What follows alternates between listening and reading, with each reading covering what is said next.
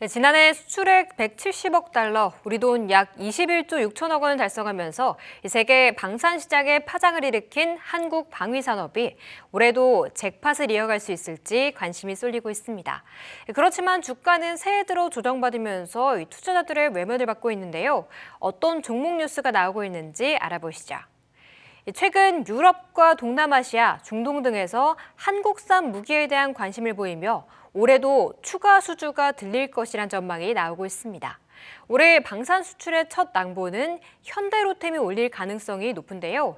현대로템은 이르면 2025년까지 자국 내 노후 전차를 대체할 차기 전차를 선정 중인 노르웨이와 지난해부터 협상을 이어가고 있습니다.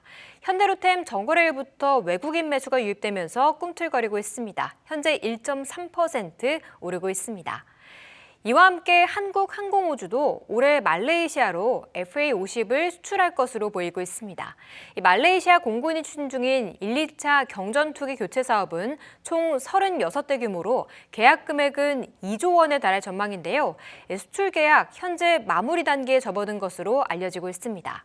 한국항공우주는 새해 들어서 외국인과 기관의 물량을 개인이 다 받아내고 있습니다. 오늘은 빨간불 켜주면서 1% 상승하고 있습니다. 지난해 국내 방산기업 중 가장 많은 수주 잔고를 쌓아올린 한화에어로스페이스는 역시 올해도 추가 수출을 달성할 것으로 보이고 있습니다.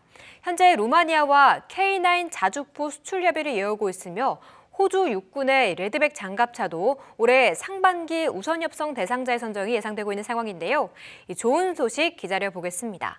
한화에어로스페이스 견조한 상승 보이고 있습니다. 현재 빨간불 지켜주면서 67,800원 선에 거래되고 있습니다. 지금까지 방산 관련 뉴스 알아봤습니다. 네, K방산의 위상이 달라졌습니다. K방산 이제 전 세계적으로 관심이 커지고 있는 상황인데 지난해 수주에 이어서 올해도 수주에 대한 모멘텀이 부각될 수 있을지가 관건일 것 같습니다. 계속해서 좋겠죠, 부장님? 예, 네. 뭐 아시다시피 이제 이쪽은 이제 계약을 이제 큰 단위로 하지만은 이제 이거 인도, 그러니까 이거를 이제 무기를 이제 인도하는 시점에 계약도 시점 매출 인식이 찍히는 부분이기 때문에 지난해 계약을 하고 이제 올해 계속적으로 이제 공급을 하면서 매출이 계속 찍힐 것 같습니다. 이쪽 부분은. 그래서 근데 이제 이게 이제 작년에 태조 이방원주 하나로 꼽혀가지고 상당히 연초 이후에, 그러니까 작년에 지수 대비 상당히 아웃퍼폼을 했지 않습니까? 예를 들면은 작년 코스피가 한 25% 가까이 하락을 했는데 방산주는 특히나 대표적인 4개 기업 30에서 50% 상승을 했거든요. 그래서 상당히 좋았는데 올해 시작은 별로 지금은 이제 수익률 측면 상당히 별로 안 좋은 부분은 맞다라고 생각을 하실 수 있겠지만 계속적으로 세계적으로 이제 장기 전쟁도 장기화되고 자주국방의 중요성이 부각되기 때문에 계속적으로 한국 산업의 어떤 방위 산업은 계속적으로 수출액은 계속적으로 찍힐 것 같다라고 보시면 될 것 같습니다. 그래서 지금 올해 이제 대표 방산주 네 곳의 영업이익 추정치를 보면은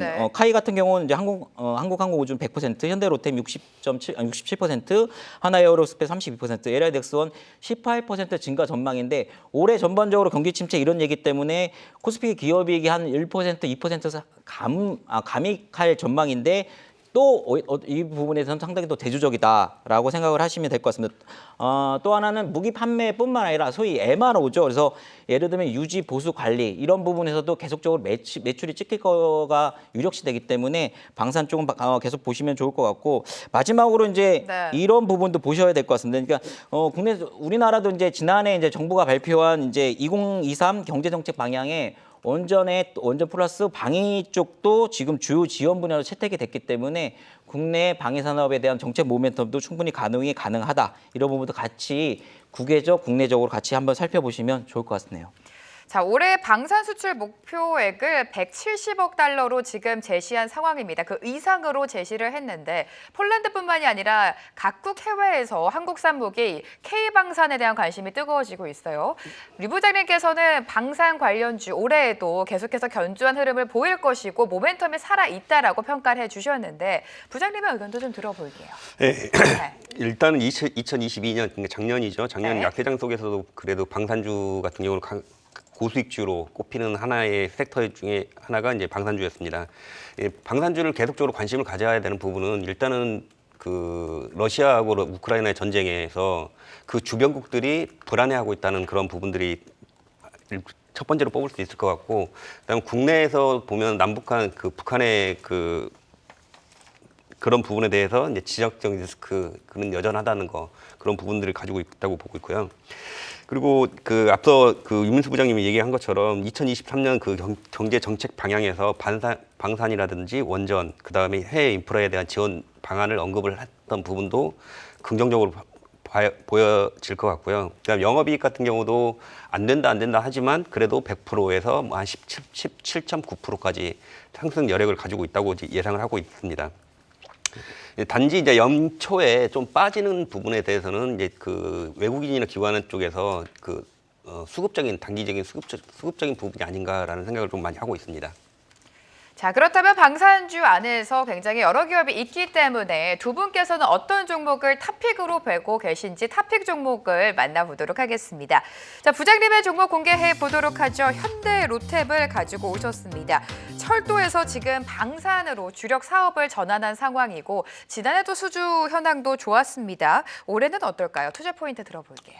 예, 그래서 이제 방산에 대해서 조금만 더 말씀을 드리면은 이제 올해 역시 글로벌 키워드도 역시 뭐 패권 전쟁, 뭐 대립 갈등, 전쟁 장기화 이런 거에 대한 연장선상으로 계속 이어질 것으로 예상이 되기 때문에 또 하나는 또 경기 침체가 예상이 되고 있지만서도 이쪽 부분은 이제 해외 수출에 대한 기대가 계속 있다라는 부분 하나 좀 말씀을 드리고 만약에 러시아 우크라이나 전쟁이 혹시라도 이제 그런 분이 계실 거예요. 휴전 내지 종전 시에는 이쪽이 좀 센티멘트는 조금 어느 정도 약화될 수 있지만 제가 볼 때는 그 군비 경쟁이라는 그 부분, 그래서 이런 국방비 지출은 계속적으로 이어질 가능성이 높다. 그렇기 때문에 방산은 저는 여전히 견조한 매출 실적은 낼 것이다. 물론 이제 주가가 어느 정도 반영할지는 좀 봐야 될 것 같습니다. 그런 부분 한번 참조해 보시면 좋을 것 같고, 말씀하신 대로 이제 현대로템 같은 경우는 이제 크게 두 개 부분이 있죠. 예를 들면은 이제 철도 부분이 있고 이제 내수 중심이 많았습니다. 철도 부분, 그 다음에 방산 부분이 있는데 이 방산 부분에서 아까도 말씀드렸듯이 수출 실적에 대한 구가 계속적으로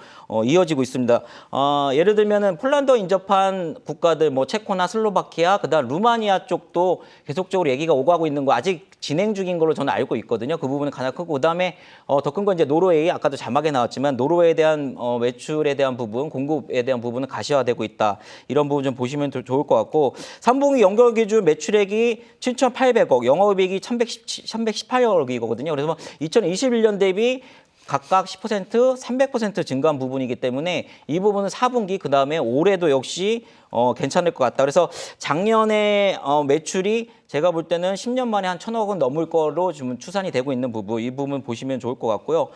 방산 부분은 이렇게 좀 보시면 좋을 것 같고, 또 한 가지는 이제 철도 부분인데, 철도 부분도 조금은 안 좋았지만 이제 해외 모멘텀들이 작동하고 있어요. 그러니까 얼마 전에, 그러니까 예를 들면 지난달에 사우디 철도청하고 MOU를 맺었죠. 그래서 이쪽에서 지금 고속철도 추진하는 규모가 2조 5천억 규모거든요. 그래서 일단 MOU지만 MOU 의향서를 제출했다는 거는 일단은 참가할 가능성이 있다라고 생각을 해보시면 좋을 것 같습니다. 그래서 이 철도 부분, 방산 부분 양축을 가지고 지금 현대로템이 올해도 괜찮은 실적을 구가할 것이다. 그래서 한번 보시면 좋을 것 같습니다.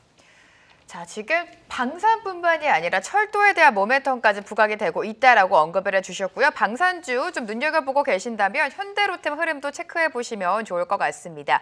자, 조 부장님 종목도 바로 오픈해 보도록 하죠. 방산주와 관련해서 하나 에어로스페이스를 가지고 오셨습니다.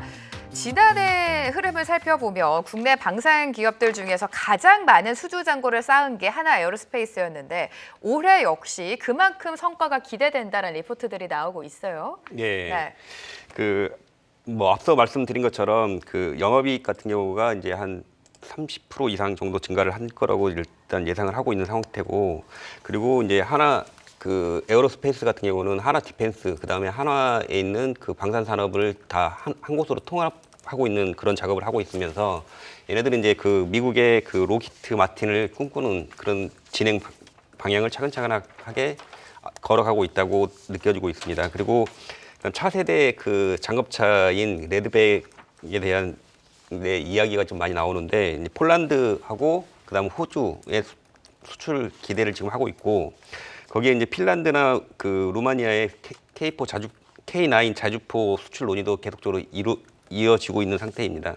그리고 하반기에는 이제 폴란드의 추가적인 그 K9 자주포에 대한 그 계약도 기대해 볼 만한 으로서 앞으로도 계속적으로 지속적으로 그 수주에 대한 기대감은 높아질 거로 보여지고 있습니다.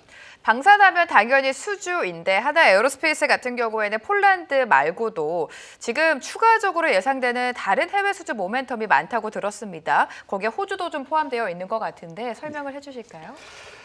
예, 네. 저 호주 같은 경우는 이제 레드백이라고 해서 그런 부분에 대해서 이제 그 아까 미리 말씀드린 것처럼 거기에 대한 기대감이 상당히 많이 높아지고 있는 상황이고요. 네. 그다음에 이제 그 폴란드 이후로 해서 이제 핀란드라든지 그다음에 루마니아 이런 쪽에서 또 K9 자주포에 대한 수출 논의도 계속적으로 이루어지고 있습니다. 예. 자, 방산주와 관련해서 지금 현대로템과 하나 에어로스페이스 대장이라고 할 수 있습니다. 두 종목에 대한 투자 포인트 들어봤으니까요. 참고해 보시면 좋을 것 같습니다.